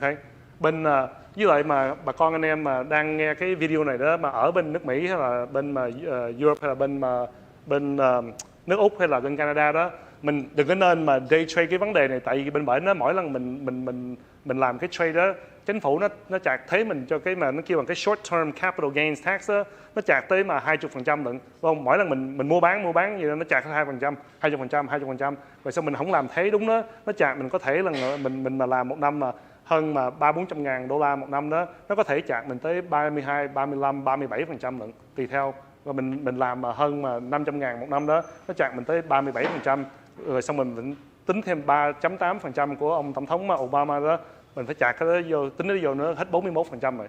Bởi vì mình day trade đó, gai vô đó, mình chỉ làm tiền cho chính phủ thôi, cho nhà nước thôi. Bởi cái lý do đó anh không có thích làm cái vấn đề đó. Okay, so I just mentioned to them that also when you're day trading in the Western countries, if you guys are listening to this at home, you're exposed to short-term capital gains, right?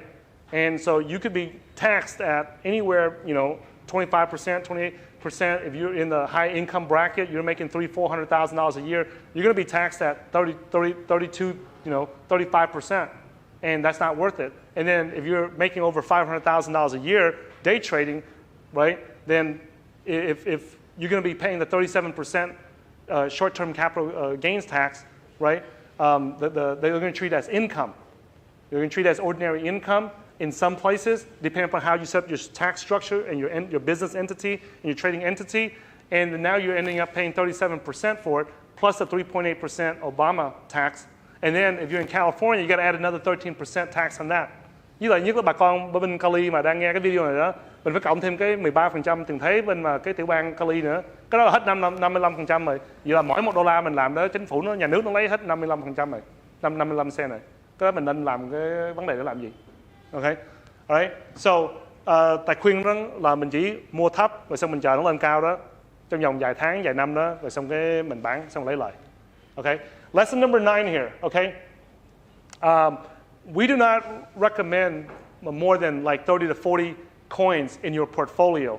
The reason why is because mathematically there's not much difference. Okay. The reason why we have more than one coin in our portfolio is because, are you CZ? Yeah. Yeah, no, you in the black shirt. I swear, I looked up and then I thought it was CZ from Binance, the CEO of Binance. Yeah, you look just like it, man. I thought that was you. I was like, what are you doing here? You don't need to be here, man. You already made your $1 billion. Go retire. I looked up and I thought it was CZ.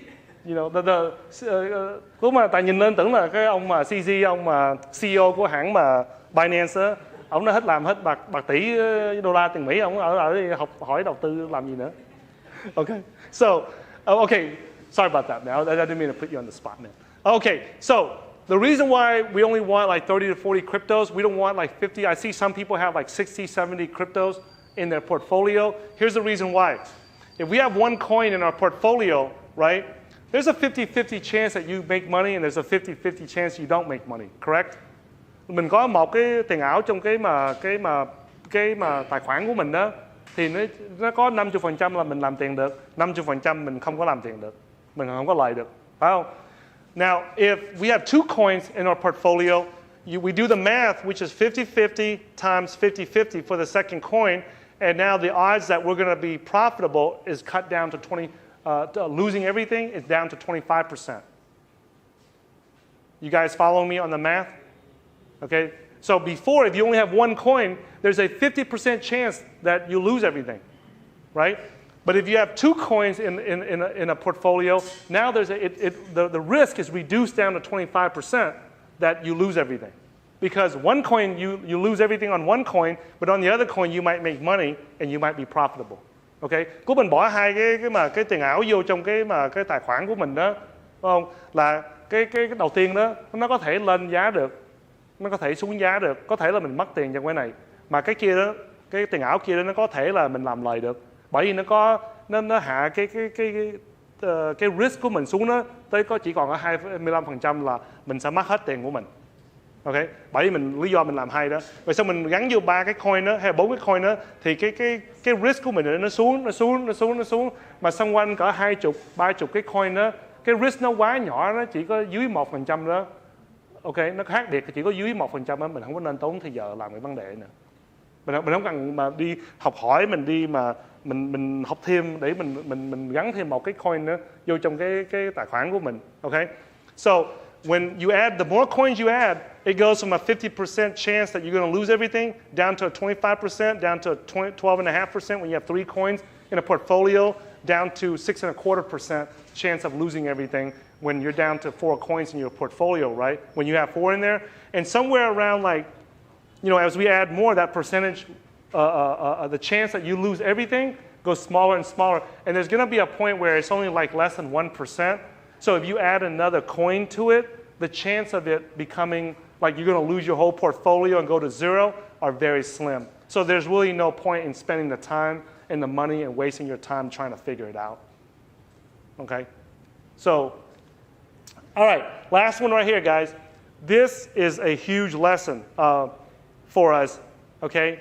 And this is the reason why I saved it for last. If you guys notice, right, when you explain something to people, they usually remember what you said at the beginning and the stuff that you said at the end. Okay, I don't know why, but that's what I remember, right? So in the beginning, I said use a hardware wallet. And in the end, I'm going to tell you guys this, is that we no longer look at a coin that's not listed on an exchange. Okay? Because it doesn't matter how good the project is, if it does not get an exchange listing, you cannot buy it and you cannot sell it. Okay? Một cái vấn đề mà rất là quan trọng á, là cái bài học đầu tiên đó là Tài khuyên bà con anh em á, nên dùng cái hardware wallet của mình đầu tư trong cái tiền ảo đó, nó có cái mình gắn vô trong, mình bỏ vô trong cái hardware wallet để mình bảo vệ nó được không? Cái vấn đề đầu tiên.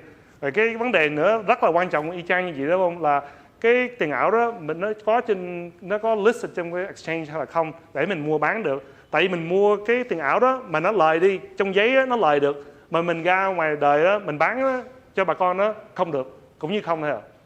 Bởi vì từ đây trong năm nay đó Tài không có nhìn tới cái tiền ảo nào đó mà mình không có đầu tư vô cái tiền ảo nào đó, mà nó không có trên cái exchange hết trơn á. Bà con ra cái ICO mới bên Hàn Quốc hay là bên Trung Quốc hay là bên Mỹ hay bên không biết. Không biết. Thằng Vitalik nó ra cái project mới cũng không cần biết nữa. Ok? Tại vì nó mà không có trên cái exchange đó mình mua bán không được. Mình là cái người đầu tư đó, chứ không phải là mình là cái người sản xuất ra cái software, cái blockchain software. Mình phải biết rằng lúc mình bỏ tiền vô đây đó, mình phải biết là lúc nào đó mình không thích đó, mình phải bấm cái nút cái mouse đó là mình bán được. Mà mình bán không được đó là mình lỗ tiền dữ lắm đó. Cái tiền nó tiếng Mỹ nó kêu bằng mà trap đó, là nó bị kẹt trong cái tiền ảo đó, xong mình không làm được gì hết trơn á. Liền nhờ Tài có tiền vô trong mấy cái tiền ảo á, mình không có listed, phải chờ 2-3 năm xong nó mới listed lần. Ok, xong bây giờ tiền nó kẹt trong mình không làm được, cái vốn mình nó kẹt trong mình không làm được gì. Thà là mình làm được 1-2%, 50%, 100% tiền lời đó trong cái số nhỏ đó, cái tiền ảo này đó, thà cái đó là tốt hơn đó, là cái tiền mình nó kẹt bên đây đó, rồi xong cái mình không làm được gì, mình phải chờ tới lúc mà nó vô trong cái exchange đó, xong mình mới lấy lại được. Okay, so we don't want to get trapped money. So you guys know Filecoin? Ever heard of Filecoin? We don't know when that's ever going to come out.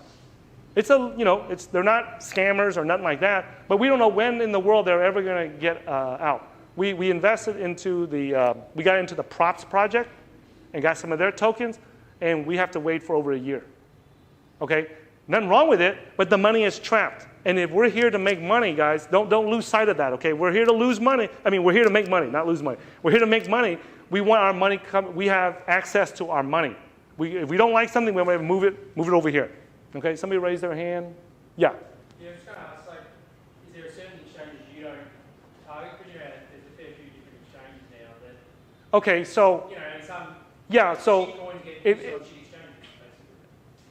Well, see, the thing is, when you say shitcoins, right? You'll rarely ever hear me call something a shitcoin, right? The reason why is because when I was trading Forex and stocks, I was trading it every day. Like, I didn't give a crap. I didn't give a shit what stock I was trading. If I saw an opportunity in Apple stocks, I traded Apple. If I saw it in Microsoft, I traded Microsoft stocks. When I saw it in NVIDIA, I traded NVIDIA. If I saw an opportunity in Yahoo or Amazon, I went and traded it. So as a trader, we are buying and selling a product. We should not discriminate against any coin. Well, I just think some of the exchanges don't have enough volume as well. So the exchanges that we recommend, right? The exchanges we recommend, if you go to our website, and you guys might want to remember this or write it down or come back and watch this video, it's cryptocurrency.market, and then you go there, there's an FAQ, all the wallets, all the exchanges, and all the service that we have personally used and tested, and our clients have tested it. Our business partners have tested it. I've tested it, and we've used that for many, many years before it goes on that list. No one paid us to put their names on that list. So we put it on there. You can be, I don't know how to say it, but there's all those services, we've ran several millions of dollars through it already, right? With us, the traders on our team, the traders that we work with, the clients that we work with, all of us have ran several millions of dollars through all those exchanges and services before we listed on there. So we're very careful. You know, we were one of the first cryptocurrency trading and investing channels on the internet, and you know, we have a very good reputation out there, and we want to maintain that. You know, and we've already made enough money from cryptocurrency trading and investing. We don't need to do something stupid to ruin our reputation. Okay, so Tài khuyên bà con anh em á, lên trên cái mạng của Tài đó, nó kêu bằng cryptocurrency, www.cryptocurrency.market đó. Xong mình lên đó, nó có cái menu đó, nó để FAQ đó. Rồi xong rồi hình như cái câu thứ 3 đó là mấy cái exchange mà Tài mà khuyên bà con anh em nên xài đó, không có ai trả Tài tiền để mà bỏ cái tên của họ đó chừng á. Đó không phải là bản quảng cáo. Mấy cái exchange mà Tài xài đó là Tài, rồi xong mấy bạn Tài, rồi xong mấy người mà khách hàng của Tài đó, rồi xong mấy người client của Tài đó đã chạy mấy triệu đô la tiền Mỹ đó, qua hết trơn mấy cái sản phẩm đó, mấy cái dịch vụ đó hết trơn rồi đó. Rồi xong rồi lúc đó nó an toàn, lúc đó Tài mới để cái tên của họ ngay đó để cho bà con anh em biết để xài. Chứ không phải là nó trả Tài tiền rồi xong Tài gắn cái tên nó trên cái trang mạng của Tài đâu. Không có vấn đề đó. Okay. So, the lack of it, we do not recommend, guys. Okay, if you walk away from this meetup and you don't remember anything else, just remember this. If it doesn't have hardware wallet support, don't mess with it. And if it's not listed on exchange, don't mess with it. If you have short-term memory, you know, you smoke a lot of weed like some of the people in America, and you forget stuff, you know, then over in America, they smoke a lot of weed, guys. All right? I don't. I hate, it doesn't do anything for me. Okay? Okay, so, all right. Any questions from anybody, guys? Yes. Cho em hỏi là cái lượng cân trong cái portfolio của mình bao nhiêu thì không phải là 30, 40 thì là bao nhiêu? Em hỏi sao mình nên lấy bao nhiêu tiền của mình? Thì em nói là bao nhiêu coin trong cái portfolio của mình Thì 30 tới 40 là đủ rồi. 30 Thí dụ như em liền giờ chỉ có 10 thôi, thì mình có patience đó, từ từ xong mình học hỏi đó, xong cái nào mình thấy mà nó tốt đó thì mình mới gắn vô cái portfolio mình bỏ vô cái portfolio mình. Okay. So the question she asked is how many coins, ideally how many coins does a person want to have in their portfolio? And from what we've tested, so we test everything before we talk about it, guys. Okay. Tại trung bình đó là Tài thử cái vấn đề đó trước khi Tài chia sẻ với người khác, xong mình thử cái sai lầm của nó ra làm sao, hay là cái thất bại làm sao, thành công làm sao đó, thì lúc đó xong Tài mới chia sẻ lại. Còn chưa làm á Tài không có chia sẻ đâu.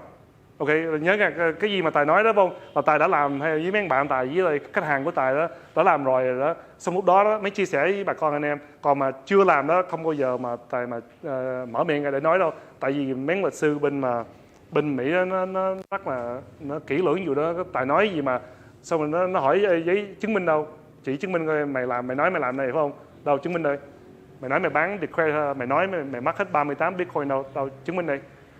Bởi mình phải bỏ chứng minh ra, bởi vì Tài không có nói mấy cái vấn đề mà mình chưa làm. Okay. Rồi so the question she asked is, if we ideally we want 30 to 40 coins. And if for some reason if we're a beginner, we only start out with like 10 coins, then I would say be patient and start slowly adding new coins to the portfolio.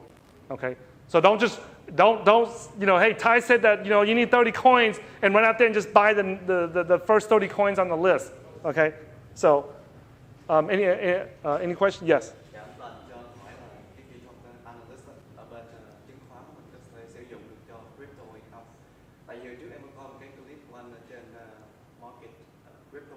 YouTube anh có nói là phân tích kỹ thuật ở crypto nó có khác so với stock.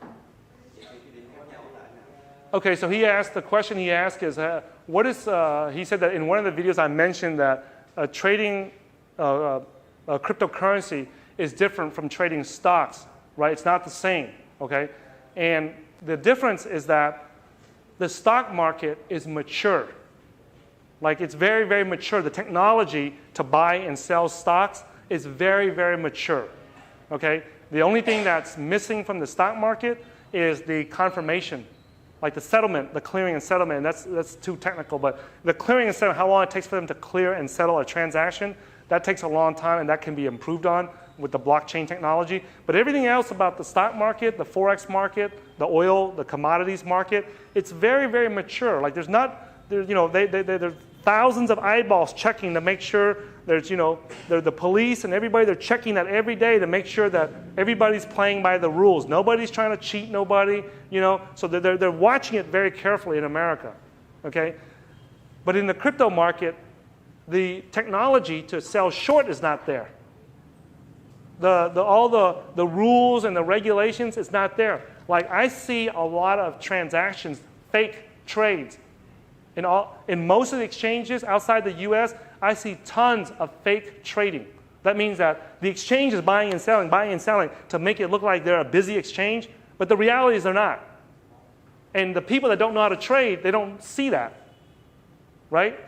They don't know how to understand that when they look at the transactions come through, their eyes can't tell that those are fake transactions, okay? They can't tell it's fake volume, okay? So it's not a mature market. So some of the strategies that work in the stock market or in the Forex market, you don't want to bring it over to the cryptocurrency market because the market doesn't have the infrastructure and the technology there for it to be effective, for you to be profitable.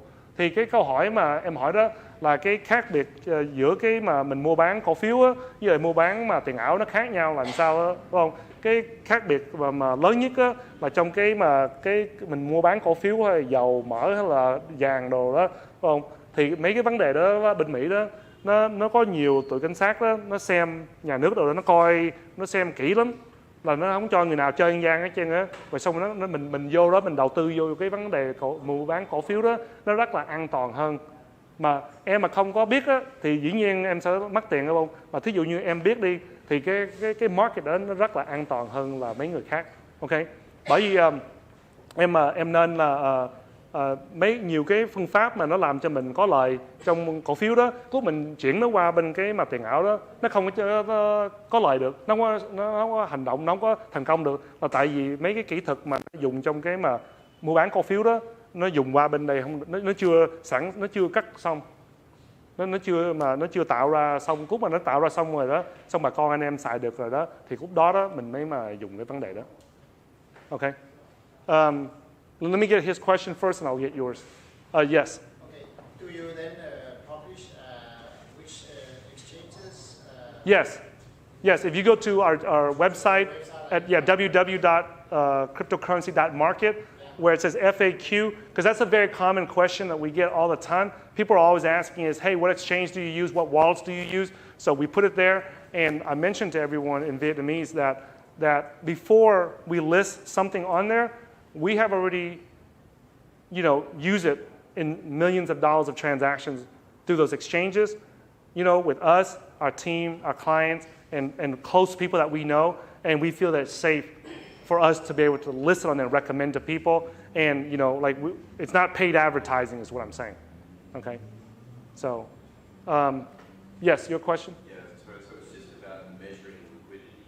So in terms of, because of the fake volume, are you only looking at like highly regulated exchanges? So for example, in the US, you wouldn't really concern yourself with like decentralized exchanges? No, the decentralized exchanges, guys, it sounds good in theory. It'll work for if you trade a smaller account. If you use a decentralized exchange, and like let's say your portfolio is like less than $100,000, really about less than like $20,000 or $30,000 in your portfolio, then a decentralized exchange makes sense. Because anytime that you can maintain privacy, even if let's say that over here my transaction is not private, okay, and my transaction cost is 1%, but over here my transaction cost is 10%, but it's private. Nobody knows I made that transaction. I'm going to pay the 10%. Okay, so if like someone is only buying and selling like $100, $1,000, $5,000 worth of crypto, I would use what's called an instant exchange, like Changely, or one of those that doesn't require you to submit your identity, your passport, and your name, and your address, and everything. That is just for privacy. Like, and it's nobody else's business what you do with your money. That's what I believe. Okay? Thì lúc mà bà con anh em mà mua đầu tư vô trong tiền ảo đó, mình chỉ đầu tư thí dụ như $10, $100 tiền Mỹ hay là 1.000, 5.000 đô la tiền Mỹ đó, đúng không? Thì mình nên dùng cái mà exchange, nó kêu bằng cái instant exchange đó, và nó hoạt động ngay đó liền bây giờ. Ok, mình mà cái weakness đó, cái disadvantage đó, không, của cái instant exchange đó, là nó không có đủ mà volume á. Thí dụ như mình muốn mua 100.000 tiền ảo đó, phải không? Mình mua không được, nó rất là khó. Mình phải mua mỗi một ngày 1.000 đô la, mỗi một ngày 1.000 đô la, hay là mình mua nguyên một ngày đó 1.000, hay là 100, mua 3-4 ngày gì đó, hay là mua 2-3 tuần lễ gì đó, xong mới mua được hết chân 100.000 đô la tiền ảo đó, rồi xong rồi nó bực mình lắm, rồi xong rồi cái slippage nó rất là cao nữa. Của mình làm gì đó, cái slippage nó cỡ tới mà 25-30% lận. Bởi có tới cái mức đó mình chỉ thà mình mở cái tài khoản trong cái exchange nổi tiếng đó, rồi cái exchange mà bà con anh em biết đó, rồi xong mình chỉ mua bán trong đó đi. Ok, yeah.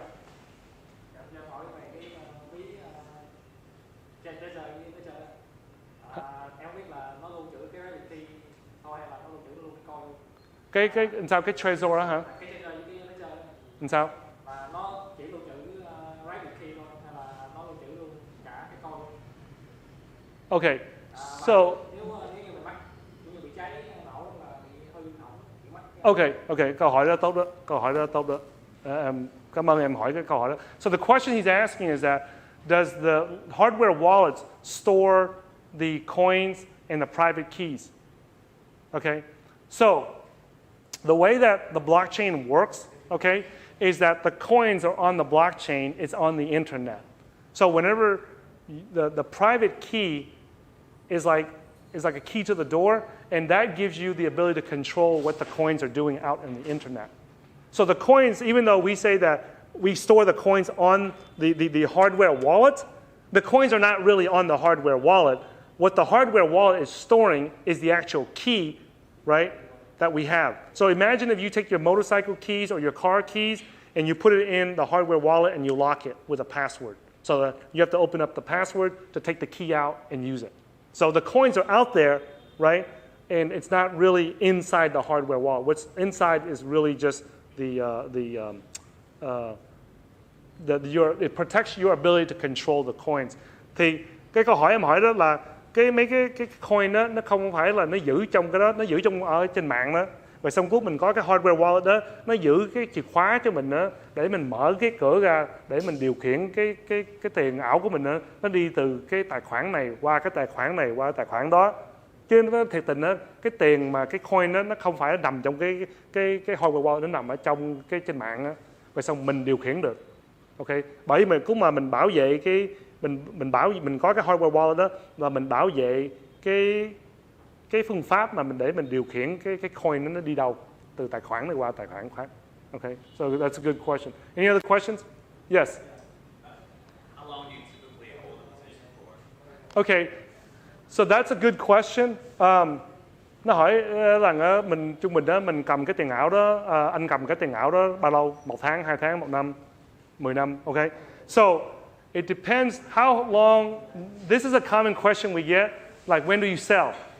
That's the question. And the answer to that is based on what your financial goals are. Okay? So I'm going to give you guys several examples, okay? So we had a client from Austin, Texas, and his wife thought that he was crazy putting their retirement money into cryptocurrencies. But he did, and he was telling his, wife that, hey, this is going to be our future here. And he even attended our we have like a 4-day cryptocurrency investing boot camp that we teach people hands-on how to select and how to trade and how to invest in cryptocurrencies and stuff. He even attended our boot camp, and his wife thought he was nuts and everything. But at our boot camp, we had everyone list their financial goals. Like, what Why do you want to make money for? And this is important for everyone, guys. Why do you want to make that money for? What are you going to do with it when you make that money? And I sat down with him after late one night, and he realized that, hey, if I make the money from cryptocurrency trading and investing, if I can buy me a house, and this is a huge house, it's about 300 square meters in Texas, in the state of Texas, and it's about $450,000 US dollars, okay? And he says that if I buy me a house and have no debt on it, he goes, I don't care what happens. He goes, that's all I want. Because he's a software engineer, right? And he's an IT or engineer, and he makes like over $100,000 a year, somewhere around $100,000 a year. And he said, hey, if I buy me a house and have no debt, I'm happy. I don't care what happens. So when we looked at it, his portfolio had gotten big enough to where he can take a chunk of his portfolio and pay for the whole house, right? Now, we talked to him and we looked at what his goals were and we mapped out a plan. And so he took out some of the, he looked at the numbers in his portfolio. He took out enough money, bought the land, constructed the house, and then now during this bear market, this guy is the happiest guy ever. He's like one of our happiest clients, that we have, So, anh hỏi rằng chừng nào mình bán cái tiền ảo mình cầm nó bao lâu á, xong cái câu trả lời đó nó tùy theo cái mục tiêu của mình. Lý do gì bà con anh em mà muốn mua tiền ảo làm gì? Lý do bà con anh em muốn đầu tư vô cho tiền ảo là gì? Đúng không? Thì một cái khách hàng của Tài đó ở bên mà cái tiểu bang mà Texas đó, ảnh là người mà kỹ sư đó, xong ảnh muốn bỏ tiền vô tiền ảo đó, xong rồi vợ của ảnh làm khó làm dễ dữ lắm, ok?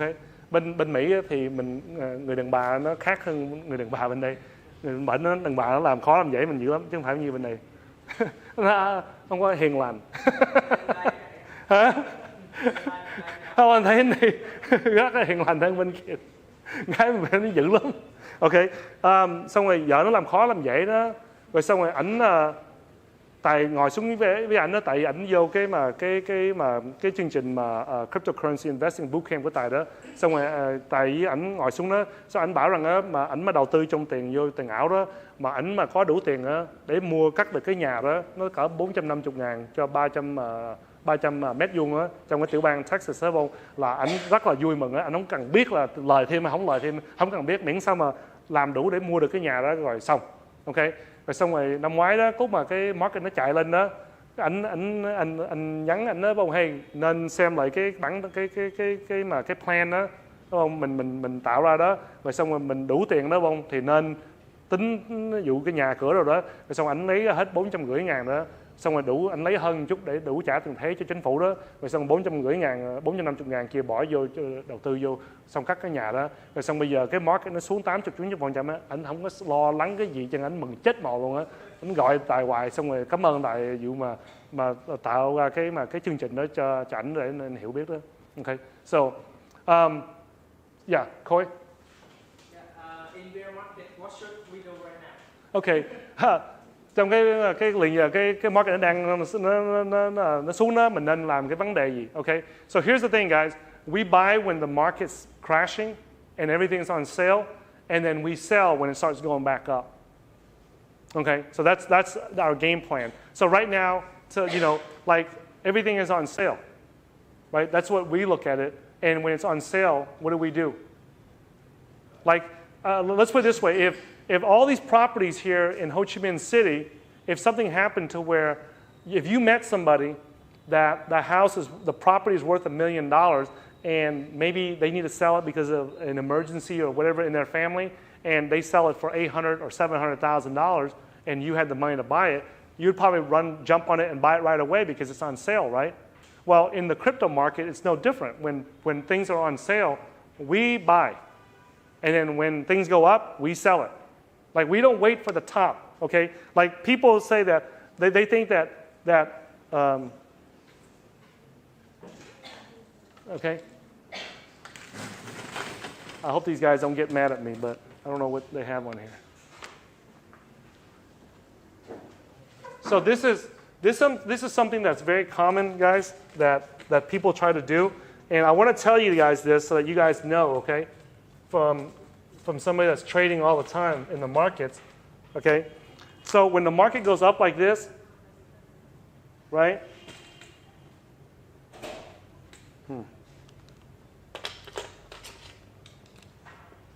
So when the market's going up like this, okay, most beginners, if you're a beginner, if you've never been taught how to trade and you're not a professional trader, okay, between here and here, if you grab 1/3 of that, if you grab, see that? We got 1/3, and we got 2/3, and we got 3/3, which is the full thing, right? Most of the time, when I'm coaching traders and I'm working with traders, if you're a beginner and you've never been taught how to trade and you just start learning how to trade, if you grab 1/3 of this, you're doing very good. You're doing very good. Like, you know, I would give you a thumbs up. I don't know if that means anything in Vietnam, but in America, it means you're doing good. Okay? But if you're a professional, you want to capture about 2/3. Okay? Now, some people get lucky, and they'll get from here all the way to here, or they'll get from here all the way down to here. They get lucky, but that's not something they can repeat. Like, they might do it one time, they might do it 2 times, but over like 300 trades, they're not going to do that. I've seen enough. I've seen more, you know, live trading accounts than anybody I've met in person. Okay? And I can tell you that I don't rarely ever see anybody be able to buy down here and sell up here. Okay? So if we buy down here, what happens is the minute it starts to go up like that, we start selling. We start selling.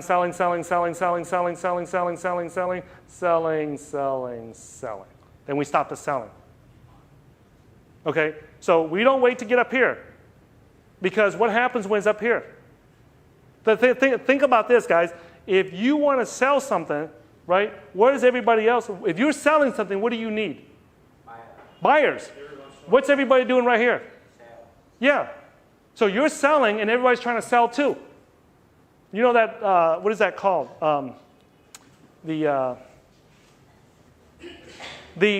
Okay, I'm going to tell you guys a funny story here, okay? So when I first landed in Vietnam like 10 days ago, or a few days ago, I just landed in Vietnam a few days ago. So in America, we don't have a lot of the Vietnamese fruit.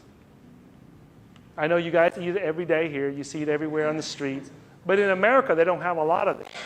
And when they do, right, when they put out like the, what do you call it, the jackfruit, như mấy trái mít đó không? Nó bỏ ra là bà con chạy vô mua hết trơn. Ở bên Mỹ nó bỏ ra là bà con chạy vô mua. Xong mấy trái mà gì đó, trái ốc hay là trái gì đó, what's that green pear looking one? I forget what it's called. Chứ đúng rồi, trái ổi á.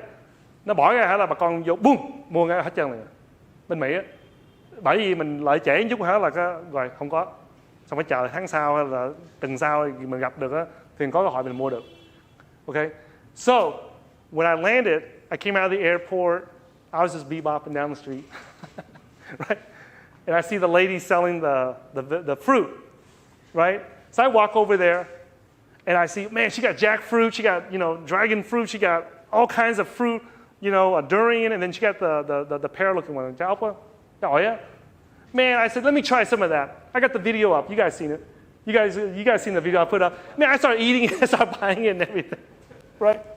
And then after I bought it, I had a big old bag of fruit, and I came home, and then I got into the hotel, and I look outside the hotel, and there's a fruit stand here, there's a fruit stand there, there's a fruit stand there, there's a fruit stand there, there's a fruit stand there. Everywhere outside my window, I see fruit stands everywhere. And I go, man, I think I paid too much for this. Right? I should have paid lower, you know. But you know, why? Because there was a lot of supply of fruit. Right? There's a lot of fruit out there, so the price of it goes down. But in America, the price of that fruit is really high, okay, because there's not a lot of it. So right here, when I'm trying to sell, and everybody is selling, there's a lot of supply out there. There's a lot of, you know, coins to be sold. So people that are buying, they're going to like, you know what, I'm not going to buy right here. I'm going to wait until it goes here and then buy it. And then there's other people going, I'm going to wait until it goes here and then I'll buy it. So you're not getting a good price. Where are all the buyers at right here? They're right here. You see this? So the minute that you hit fill, right? So that separates the professional traders from the amateurs. The amateurs will sell over here when everyone is selling. So remember earlier I said that 25% slippage right here? Right here? Right here? Remember that 25% slippage? So when I ask people when they sell and they say, hey, you know, they don't know how much they got slipped, or if the professionals will sell between here and here. And that way the slippage is very low because they know that it's more important. It's more important, like we have I know a guy, he sold like $2 million worth of NEO, okay, into US dollars. And he got a quote. He saw that he was going to lose 12%, and boom, he took it right away.